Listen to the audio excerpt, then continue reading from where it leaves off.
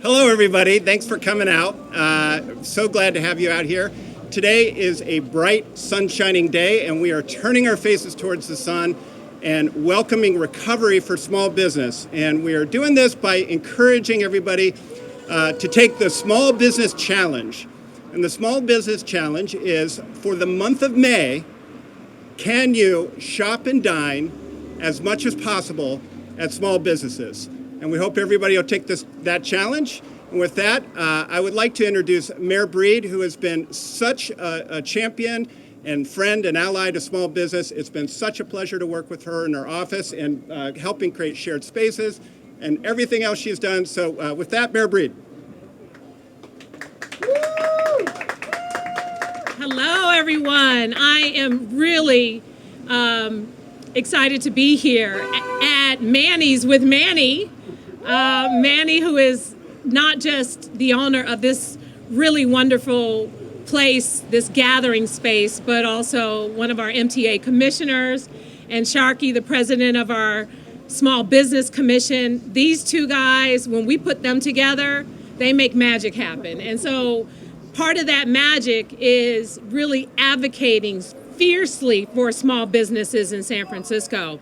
Throughout this pandemic, they have been the leaders in pushing for resources and support and fee waivers and a number of other things we've been able to implement in the city because they knew how challenging it was, not just for small businesses, but the people that they also employ.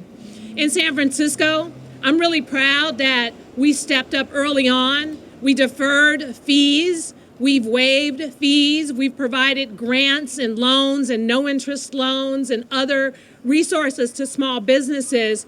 And total, San Francisco has provided about $75 million throughout the course of this pandemic, not including state and federal resources, but to help our small business community. Last week I was in Japantown announcing an additional $10.6 million in grants for a lot of businesses that could not get access to many of the PPP loans and some of the other resources. Because when San Francisco starts to open, what's important to me is that we all recover together. And what that means is making sure that we support one another, not just through city resources, but by going to our local stores and our businesses and our communities. Now, since this pandemic began, I am really proud that I would go out and walk in the neighborhoods. I would go to some of these businesses. I would just walk down the street if I needed to pick up a plunger for my toilet or anything else, go to the local hardware store or any place where I needed anything. And you know what? If we just take the moment to look around us, all the things that we may typically, honestly, order on Amazon, we can find them at shops right here in our city, right here in our neighborhoods. Now, although I appreciate the efficiency and the fast delivery of Amazon because I have needs, I also appreciate and want to keep in business that mom and pop, like Sammy, who he and his mom, they get up every single morning at 4 o'clock to make it to their dry cleaners by 6 o'clock, to get all the machines ready and to do all the work. This is a family-owned business. I've been going to this dry cleaner since I was a kid, and because people aren't getting things dry cleaned as much, they have been struggling. So it's important to me that as someone who supports them, that I continue to use them for my dry cleaning. In some cases, even when I just smell a small little stain and could probably clean it myself. It's important for me to continue to support the various plant stores.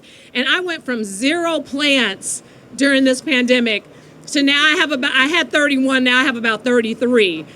They're my babies. I can't just have one. And then you say no more, and then you keep buying and buying and buying. And as soon as I drive past or walk past any plant store, I have to go in. And I've been on Clement Street a lot. There's an aquarium on Clement Street that has not just fish, but they also have really good, very good priced plants.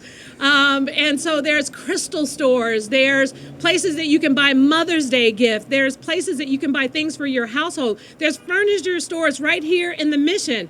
Fiona, what's the name of Fiona's furniture place?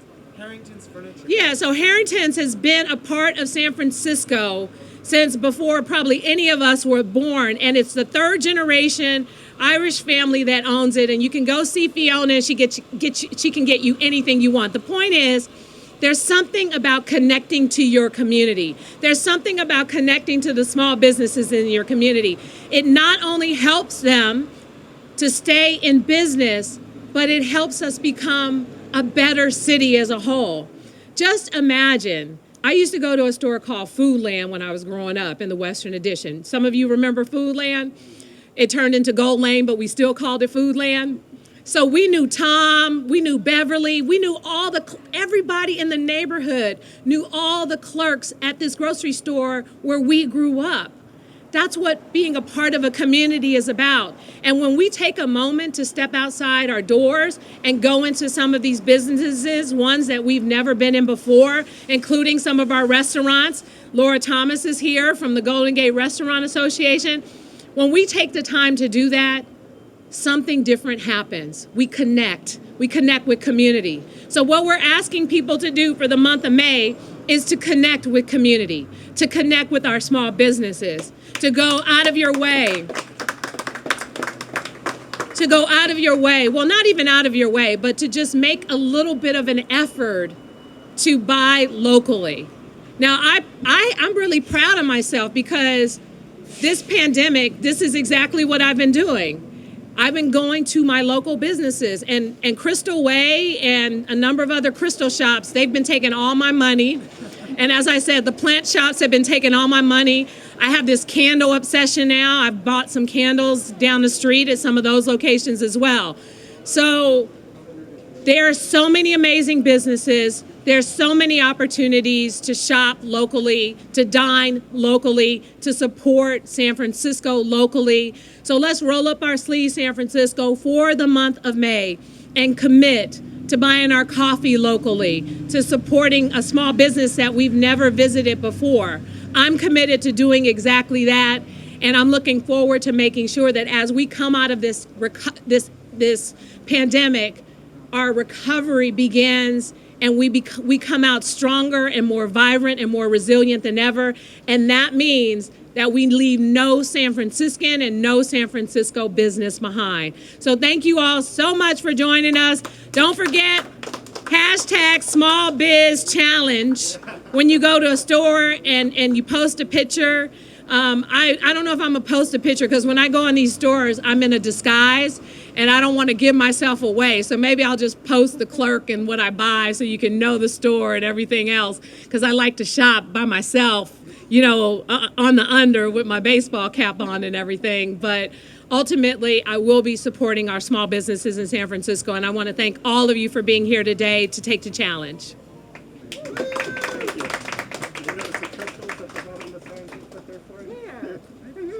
Oh, wow, yeah. We put some crystals down here for the mayor. That good energy. Yeah. So we have a special surprise guest. State Assemblyman David Chiu will be making a couple remarks. Good morning, San Francisco. We ready to shop local? All right. So usually I'm in Sacramento on a Wednesday, but I happened to be in town for a few hours, and I got the word that this was happening. I have to tell you, I am so excited about this challenge. And the mayor, I know, has laid out just how incredibly challenging it has been for our small businesses. I'll just give one data point. In Chinatown, a year ago, in February, the small businesses in our country's oldest and most historic Chinatown reported a 50% drop of business because of the expectation that somehow COVID was floating around Chinatown. And that has impacted not just that particular neighborhood, but every commercial corridor in our city. I think the stats are close to 60% drops in businesses and revenues in small businesses in our city. And so when I was contacted by Sharky and Ben Blyman and others about this idea, it's brilliant.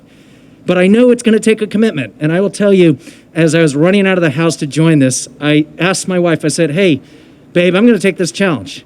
Can you join me?" And we literally, it delayed me 5 minutes because she said, "David, we often buy at the chain drugstore. We have things delivered to our house. How are we going to do this?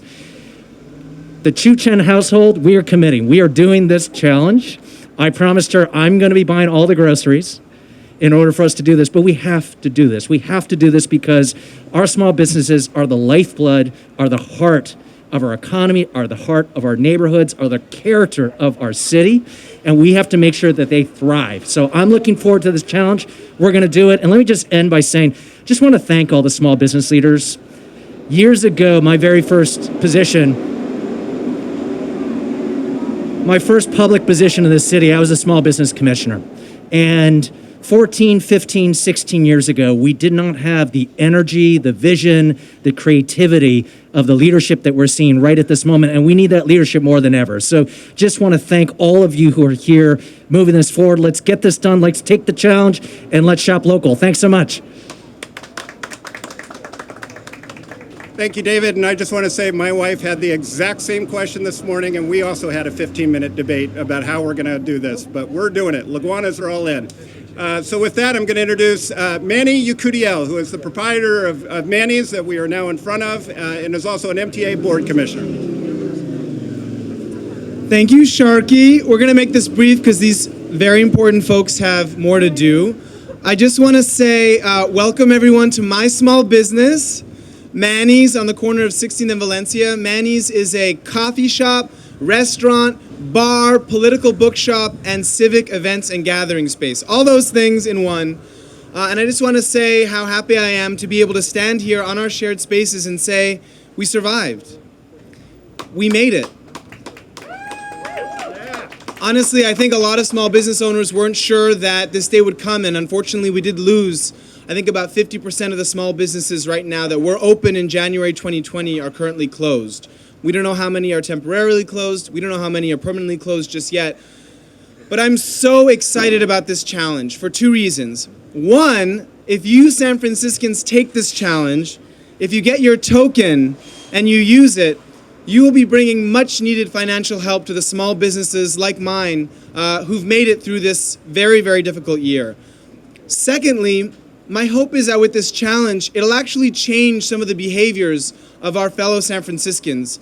And next time they want to order something off Amazon or do something just for convenience sake, they'll remember the mom and pop that owns the hardware store in their neighborhood. They'll remember the coffee shop owner that makes that amazing cappuccino and think, I'm going to go and support my San Francisco small business because I did that challenge and I beat it and I was able to shop and dine only at San Francisco small businesses for 30 days. So thank you to Sharky Laguana, the president of the San Francisco Small Business Commission, for taking this idea and making it so amazing and running with it. Thank you so much to Mayor Breed for her tireless support of small businesses for the last year and a half, for putting shared spaces up for legislation, for getting it passed, for helping our restaurants and our retail establishments survive, for finding over $70 million of financial relief for our small businesses. Thank you to her for her leadership. Thank you to Assemblymember David Chiu for advocating and fighting for small businesses in the California State Assembly. And finally, thank you to all the San Franciscans who, starting May 1st, for 30 days, will take this challenge, will say to themselves, I will only shop and dine at my small businesses so that we can have a fighting chance to survive the end of this god-awful pandemic. So thank you all so much, and thanks for coming to Manny's. All right, so if anybody has any questions, you're welcome to ask them at this time.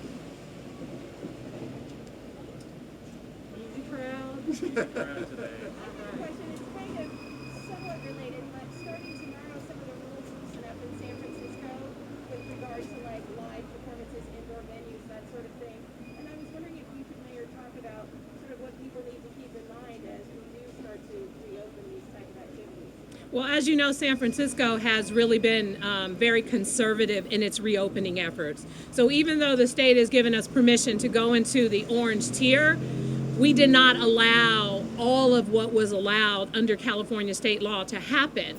We've proceeded with caution, and now with our hospitalization rates down, our reproductive rate and other things, we are able to do more. So we're able to allow live music, we're able to allow venues and other live entertainment happen, and as you can see, the ballpark and other places can allow for fans.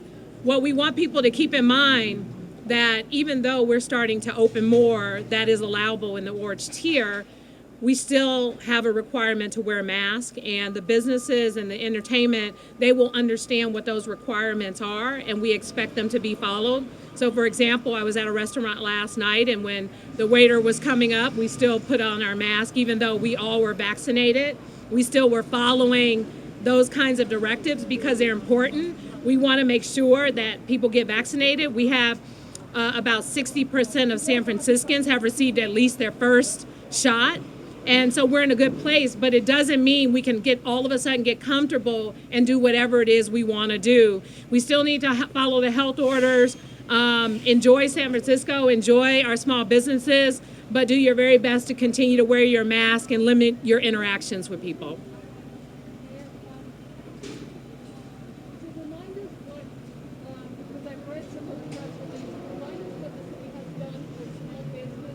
Oh, yes.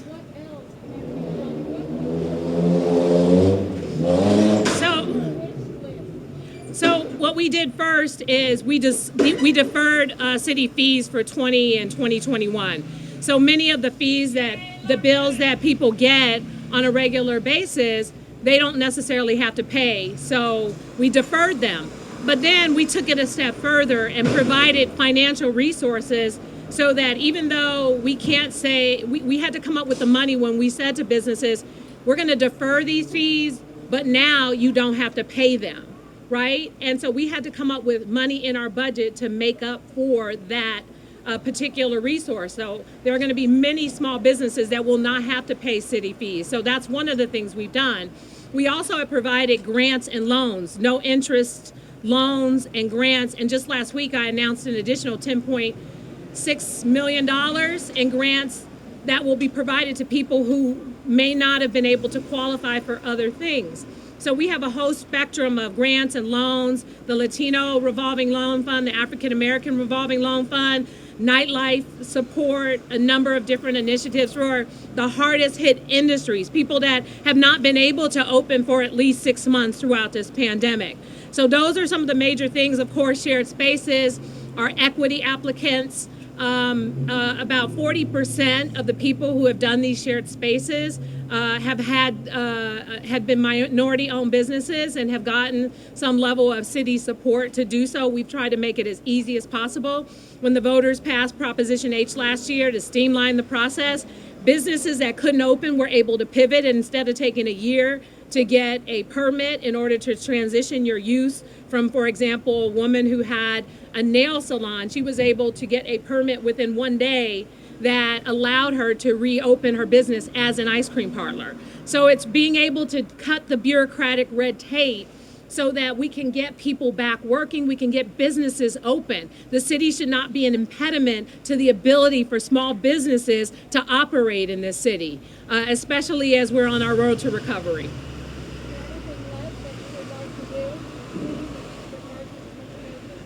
I'm sorry, I can't hear you. Is there anything else that you would like to see with regard to small businesses that you missed? I think that we're going to have to keep doing some of the things we're doing. More money, more resources, getting people to get their employees back. I know that, there are a lot of, I hear restaurants, they're having trouble with hiring people. And we want to make sure that, a small business owner, that's a mom and pop shop, as they try to expand, that they can find people that could work within their shop and afford to still live in San Francisco. So I think it's going to be a balance. And so when there are resources available, there will be money in our upcoming budget that I will introduce that will allow for some additional support for our small business community. But we also have to continue to connect our businesses with the resources. Thank goodness we have a new president and vice president, because that has been so critical in helping to provide more resources for small businesses that are struggling the most. So we definitely anticipate that we will be doing more. Along those same lines, is there anything more you would like to do with regard to some of these venues? Maybe not the huge ones, but maybe the smaller ones that we're having trouble during this pandemic? So part of why we added an additional $10.6 $6 million in grants is for those businesses that were having the toughest time, where it's difficult for them to even go through a city process to apply to get resources. This is about those who could not get resources, who have like 6 employees or less, who are struggling and who need support. But also, we're not here to micromanage what they use the money for. We know that there's a moratorium against evictions for both commercial and rental evictions. That moratorium expires under the state at the end of June, I think it is, June 30th. So we know rent is going to still come due, and they're going to need these resources. So our Office of Economic and Workforce Development has been working very closely with so many of these small businesses. This is why we created this grant pool. It wasn't a loan pool, it was a grant pool, and we removed a lot of the barriers that make it difficult for people to access this money, based on our experiences of working with those who were having difficulty accessing any resources from the federal and state government. All right, don't forget, shop local businesses, hashtag small biz with a Z, because Manny doesn't know how to spell. BIZ challenge. Thank you all so much.